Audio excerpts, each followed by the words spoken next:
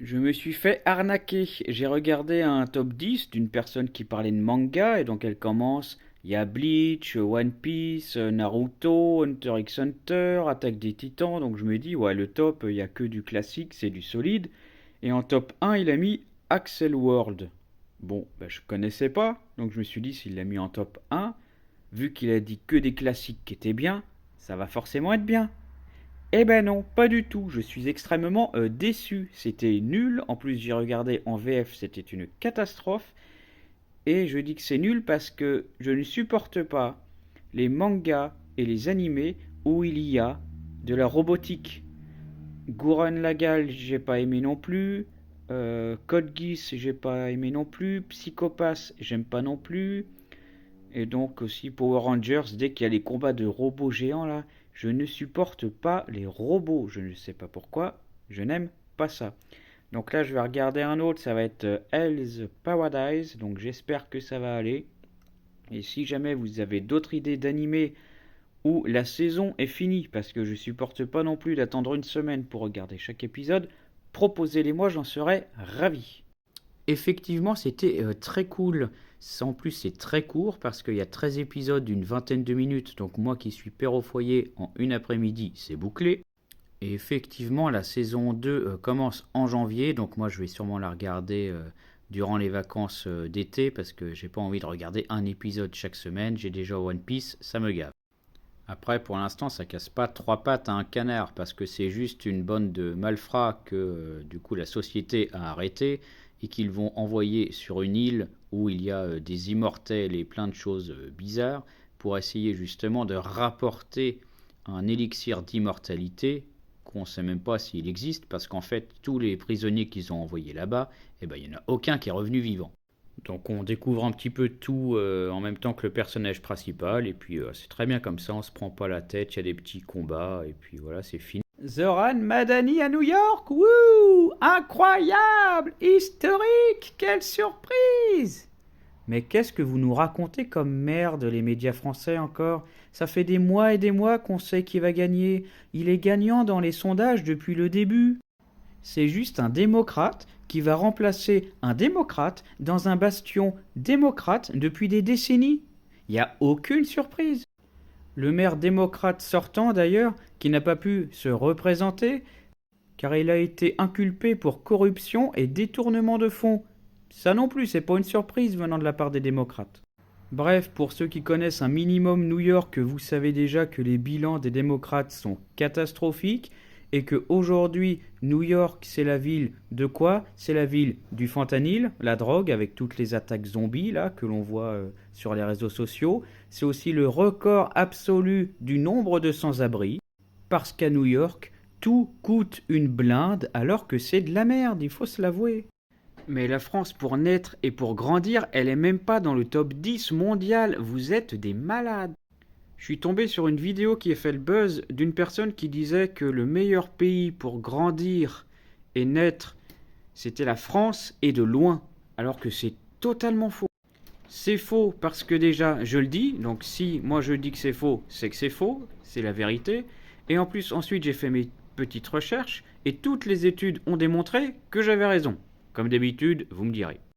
Évidemment, je ne crache pas dans la soupe, il y a presque 200 pays dans le monde. La France doit faire partie des un petit top 20. Voilà, on doit être top 18, 19, un truc comme ça. J'ai pas fait mon classement exact. Donc on est dans les 10% les meilleurs. Mais donc on n'est pas le meilleur et encore moins de loin. Et donc on n'est même pas dans le top 10. Parce que pour moi, il y a au moins 3 bémols qui fait qu'on ne peut pas être les meilleurs et de loin. Premièrement, l'insécurité. Deuxièmement, la pauvreté. Troisièmement, notre nullité en langue étrangère et en apprentissage en général. Donc non, la France n'est pas du tout le meilleur pays où il faut naître et grandir, parce qu'on a énormément de pays qui sont largement mieux que nous, parce que juste à côté en plus on a l'Andorre, on a Monaco, la Suisse, l'Allemagne, le Liechtenstein, le Luxembourg, on a aussi de l'autre côté de la mer Atlantique la Norvège, la Scandinavie, bref tous les pays scandinaves, l'Islande, le Canada, bref. La France, n'est même pas dans le top 10. Je sais pas ce que vous en pensez. Battez-vous dans les commentaires, ça me fera un petit peu de vue parce que là, c'est la hesse.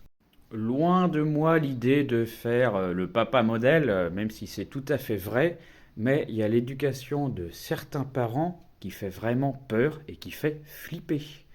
Je suis parti en vacances à Béziers, on était dans un parc avec ma femme et mon fils, et donc mon fils sur son vélo prend un petit peu d'avance, il prend 20 mètres, et vu qu'il est à 20 mètres, il est bien éduqué, il s'arrête et il nous attend.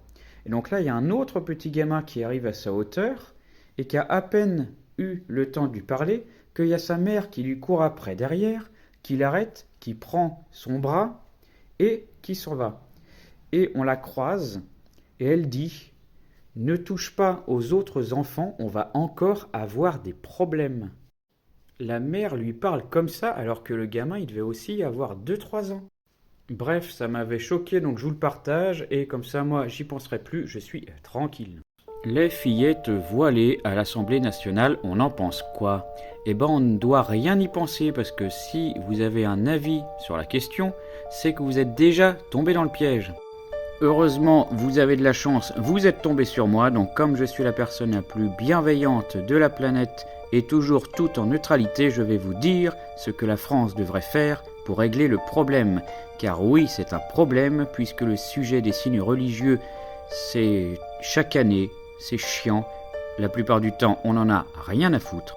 Et ça démontre surtout toute l'incohérence et la non-fermeté qu'a la France. La solution, elle est toute simple, on fait un référendum citoyen et les Français iront voter si oui ou non ils veulent interdire les signes religieux. Et à la fin, si c'est autorisé, eh ben c'est autorisé pour tout le monde, partout, tout le temps. Si ça te plaît pas, tant pis pour toi. Et si ce n'est pas autorisé, eh ben dès que tu sors de chez toi, on te fout une amende et puis c'est marre. On s'en servira pour régler la dette française. J'aime bien Louis Sarkozy. Il me fait de la peine, le pauvre, tellement de peine, parce qu'il y a des gens qui croient que c'est un avantage d'être le fils de Nicolas Sarkozy.